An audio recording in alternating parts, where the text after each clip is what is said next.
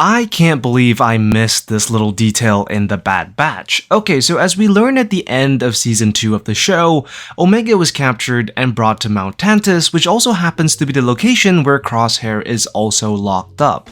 We also learned that Mount Tantiss seems to be the playground for Dr. Hemlock and his experiments on clones, and besides housing the Advanced Science Division and the cloned Zillo Beast, not much else is known about what goes on in there. But Mount Tantiss, besides being a secret base, is actually way bigger than we initially realized. It is in fact a major crucial plot point that just might link the Bad Batch to the bigger, wider Filoni-verse that Dave is trying to set up, potentially linking it to Rebels, the Mandalorian, and the Ahsoka show. You see, while there are very little details about the base in canon, Mount Tantiss is actually a pretty well-known and thought-out location in Legends. In Legends, Mount Tantiss was initially designated as one of the many secret storehouses of Emperor Palpatine, converted from an old Republic fort into a storehouse. Palpatine used it to store objects and trinkets of evil, as well as his own personal mementos, really just creepy Sith stuff that Palpatine was known to hoard. And so with the appearance of Mount Tantiss in canon, what does it mean for the bigger story outside the Bad Batch? While on the surface it might seem like Mount Tantiss was just an Easter egg, it actually runs a whole lot deeper than that. In Legends, Mount Tantiss was also the location that housed 20,000 Sparty clone cylinders, which essentially made the base a secret cloning facility.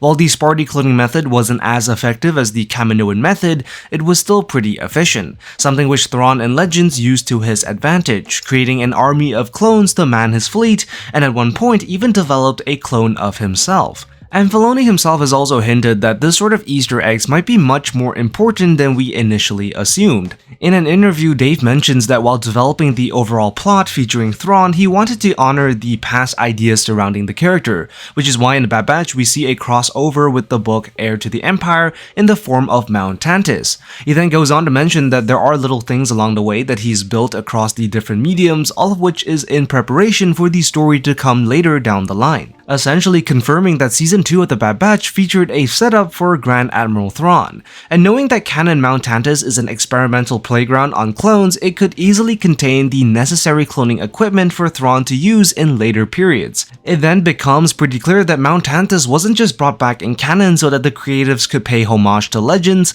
but it has now become a pretty clear connecting tissue to the bigger plot.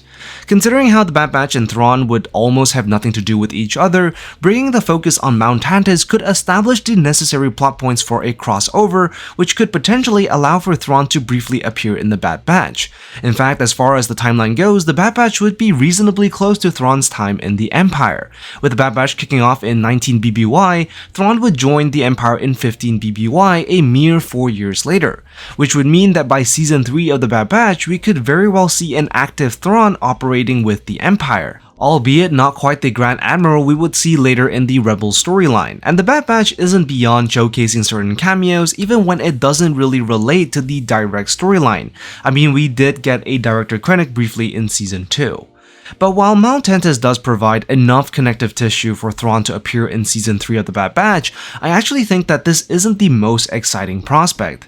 If at all, I think Mount Tantiss actually provides Filoni with the perfect excuse to reintroduce the Bad Batch into live action, either as a cameo in the Ahsoka show or even in the upcoming Filoni movie. Given that Filoni likes to showcase his characters over and over again, the Thrawn storyline is supposed to be the biggest upcoming event, and having the Bad Batch show up wouldn't be all that surprising. Not to mention, the Filoni movie is intended to not just wrap up the Rebels era of Star Wars, but to also wrap up the Clone Wars animated show. And given the prevalence of clones like the Bad Batch in these storylines, and with the Bad Batch show essentially a continuation of the Clone Wars animated show, it all just seems to make sense for them to be reintroduced in live action. That being said, it is unlikely that we will see the Bad Batch show up in the upcoming Ahsoka season, as the Bad Batch show has yet to be completed. But that being said, with the Season 3 of the Bad Batch promised to be the last installment, it leaves plenty of time and room for storytelling later on in the timeline. While it's not certain that all of the members will make it out of Season 3 alive, you can be certain that at least one or two will, like Omega for example.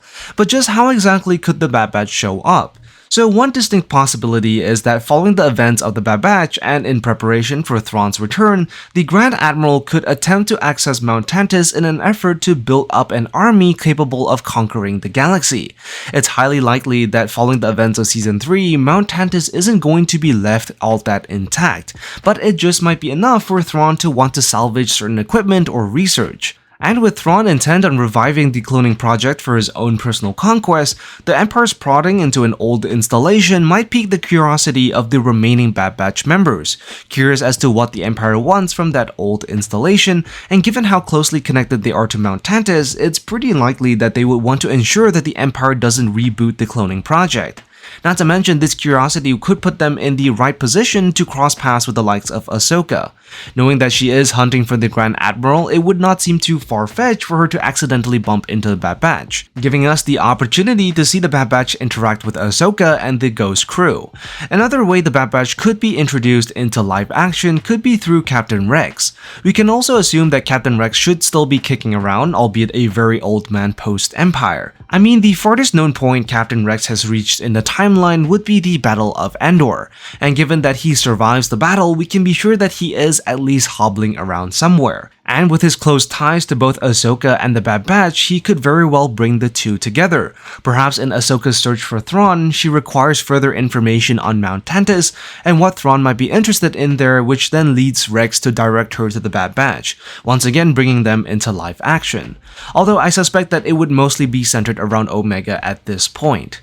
Regardless, the appearance of Mount Tantiss is pretty big, and given that Thrawn is going to be the main antagonist moving forward, I wouldn't be too surprised if the Bad Batch had some role to play as well. Given that Filoni loves to play around with the characters that he created, definitely expect them to show up. Although bringing the Bad Batch into live action does have some practical difficulties, considering most of them share variations of the same face, it would be pretty difficult for Temuera Morrison to play all of them.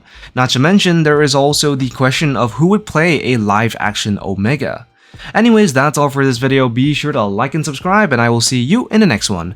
I am the Lost Acolyte, and I have spoken.